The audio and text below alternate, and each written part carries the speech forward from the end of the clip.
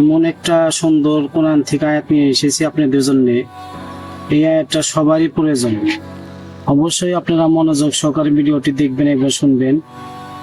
সালামুন আলাইকা মুহাম্মদ মানুষকে কোরআন পৌঁছিয়ে দিয়েছেন এবং নিজেও কোরআন মানছেন এবং কোরআনের আমল করছেন এবং মানুষকে কোরআন পৌঁছায় দিয়েছেন।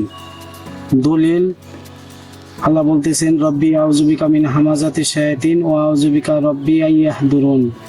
বিসমিল্লাহির রহমানির রহিম।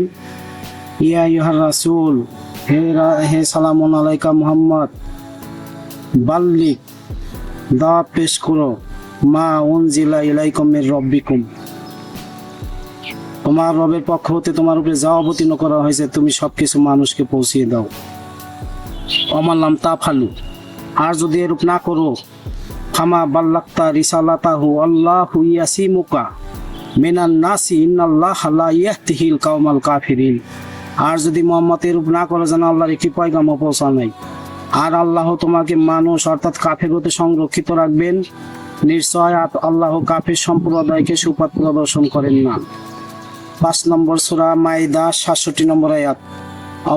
আমাদের ভিডিও পেতে, আরো নিত্য নতুন ভিডিও পেতে আমাদের চ্যানেলটা সাবস্ক্রাইব করবেন, লাইক করবেন, কমেন্ট করবেন।